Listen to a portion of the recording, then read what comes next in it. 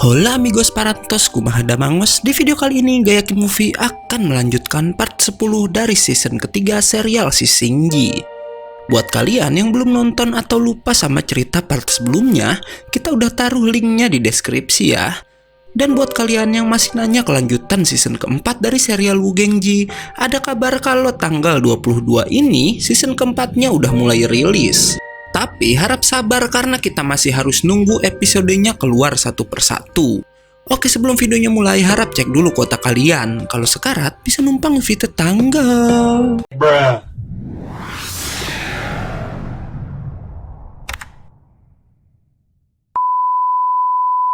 Aosu yang didatangi Garuda auto panik sampai-sampai dia berencana motong tangannya sendiri biar bisa bebas.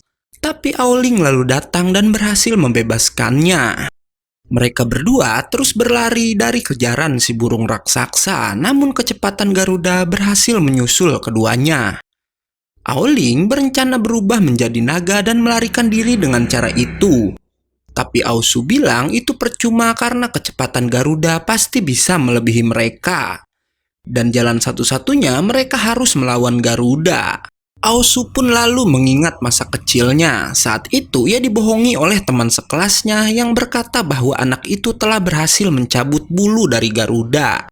Dan bilang kalau Aosu juga pasti bisa melakukannya. Anak itu memberitahu kalau cara mendapatkan bulu tersebut adalah dengan cara menunggu Garuda tertidur.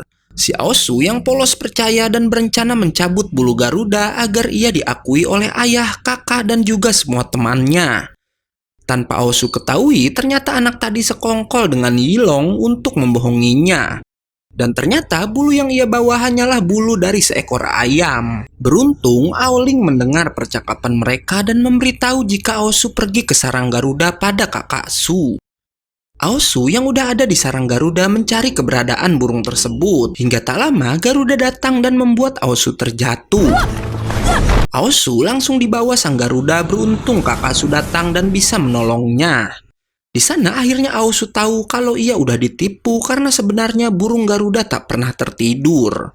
Mereka berdua terus berlari tapi karena sadar tak bisa lolos, kakak Su berencana mengorbankan dirinya dengan bertarung melawan Garuda agar Aosu bisa kabur. Ternyata Aosu berhasil membawa kakak Su yang udah tak sadarkan diri ke istananya. Ayah Aosu menyuruh putranya bercerita kejadian yang sebenarnya. Setelah Aosu menceritakan kejadian sebenarnya, ayah Aosu memarahi dan bahkan mencoba membunuh anaknya sendiri karena udah membuat kakak Su terluka parah. Beruntung Raja Naga Tianyu dan beberapa pengawal bisa menghentikannya. Setelah mengingat itu, Aosu pun mulai menyerang, tapi Garuda bukanlah lawan mudah baginya. Aoling lalu membantu dan menyelamatkan Aosu lagi. Si Aosu malah memarahi Aoling karena gadis itu bukannya melarikan diri dan malah membantunya. Sampai-sampai si Aoling pun menampar pipi Aosu. Garuda kembali menyerang dan berhasil menangkap Aoling, tapi kali ini giliran Aosu yang menyelamatkan gadis itu. Mereka berlari menjauhi Garuda sambil si Aosu ngoceh terus. Dan bilang akan membawa Aoling pergi bersamanya menemui Tang Sanzang dan tak usah kembali ke Laut Cina Selatan. Karena Aoling tak menjawab apa-apa, Aosu pun menoleh ke belakang dan ternyata Aoling udah tertangkap dan kemudian dimakan oleh si Garuda. Ketika Aosu meratapi kematian Aoling, dua Garuda lain datang mengelilinginya. Aosu pun menjadi sangat marah dan bertarung melawan 3 Garuda sekaligus. Walau awalnya bisa merepotkan ketiga burung itu, tapi pada akhirnya Aosu bisa berkali-kali dijatuhkan. Saat Aosu dikepung, ada petir yang membuat para Garuda pergi dan terlihat seseorang datang lalu Shin berpindah pada Tang Sanzang yang sedang menunggu kedatangan adik si Moren. Adik Moren yang bernama Niu datang dan sangat gembira bertemu dengan Tang Sanzang dan yang lainnya karena mengira Wukong juga berada di sana. Bahkan ia sampai menyuruh seorang anak membawakan anggur untuk tamu mereka itu. Niu lalu memberi kabar mengejutkan karena katanya anak yang membawa anggur tersebut adalah anak dirinya bersama Wukong. Bahkan anak itu pun mempunyai ekor keras seperti ayahnya. Kita lalu akan melihat flashback masa lalu saat Wukong dan teman-temannya datang pertama kali ke istana Moren.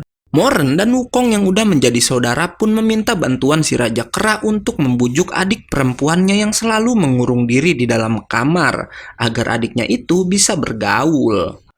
Wukong yang menganggap Moren sebagai kakaknya dan katanya adik dari Moren adalah adiknya juga, langsung menemui Niu di dalam kamarnya. Niu selalu menutupi wajahnya dari Wukong hingga saat Wukong mendekat, Niu memukulnya hingga si Raja Kera terpental. Wukong mengagumi kekuatan Niu dan karena itu Niu pun mulai curhat kalau semua orang takut pada kekuatannya. Karena kata mereka seorang gadis seharusnya tak punya kekuatan seperti itu. Wukong menjawab jangan dengarkan perkataan orang lain dan lalu mengajak Niu keluar dari kamarnya. Wukong mengajak Niu ke sebuah danau dan bermain bersamanya. Niu terlihat sangat senang dan disanalah ia pertama kali jatuh cinta pada Raja Kera yang mau menerima dirinya apa adanya. Hingga suatu malam saat Wukong dan rombongan akan melanjutkan perjalanan, Niu berkata ia harus menyatakan cintanya sebelum Wukong pergi. Niu langsung mengatakan perasaannya pada Wukong yang berbaring di balik sebuah pohon. Wukong hanya menjawab dengan kalimat membuat Niu salah paham dan mengira Wukong menerima cintanya dan pergi dengan hati yang sangat senang. Ternyata si Wukong sedang tertidur pulas dan mengigau yang sebenarnya ia sama sekali nggak mendengar perkataan dari Niu. Niu bilang kalau selama ini ia dan anaknya selalu menunggu Wukong kembali. Namun Tang Sanzang dan yang lainnya tak percaya kalau anak itu adalah anak Wukong. Xiaoyu sok-sokan membela Niu bahkan sampai mengatakan kalau Wukong itu seorang bajingan. Sampai-sampai ia berdebat sama Baji. Tapi akhirnya Tang Sanzang bisa membongkar kebohongan Niu. Karena ternyata anak itu bukanlah anak Wukong, bahkan ekornya pun hanyalah ekor palsu. Niu sangat marah dan mengira Tang Sanzang menyembunyikan Wukong darinya. Ia menyerang membabi buta sampai-sampai si Tang Sanzang dan para muridnya melarikan diri. Moren lalu datang dan meminta maaf atas perbuatan adiknya itu. Tang Sanzang lalu melihat luka di lengan Moren yang katanya itu diakibatkan oleh para iblis lebah. Namun Moren bilang jika racun itu tak berarti baginya, hingga tak lama sang ratu lebah muncul bersama pasukannya.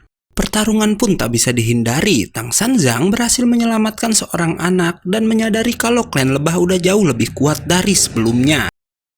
Ia menyuruh semua muridnya bersiap untuk bertarung.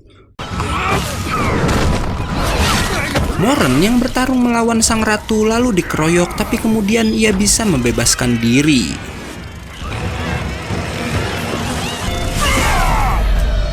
Sementara Duoji yang lengah berhasil disengat tapi kemudian Wu Jing datang menyelamatkannya. Tang Sanzang mencari keberadaan Bailang yang ternyata si Bailang lari sambil membawa Xiaoyu dari kejaran para lebah. Mereka berdua dikepung dan Xiaoyu pun akhirnya dibawa para lebah. Walau menggunakan kekuatan naga Kakaksu, Bailang tetap tak bisa menyelamatkan Xiaoyu karena jumlah para lebah yang terlalu banyak. Setelah para lebah pergi, Bailang marah pada Baji karena selama pertarungan babi itu hanya bersembunyi. Tang Sanzang menghentikan pertengkaran kedua muridnya itu dan memikirkan rencana untuk menyelamatkan Xiaoyu. Mereka meminta bantuan Moren tapi sang Raja Sapi bahkan tak mengetahui sarang para lebah walau udah mencarinya selama bertahun-tahun. Duoji lalu bilang jika darahnya yang telah dihisap pasti dibawa ke sarang mereka. Dan dari itu ia bisa melacak melalui darahnya itu lalu part 10 pun selesai.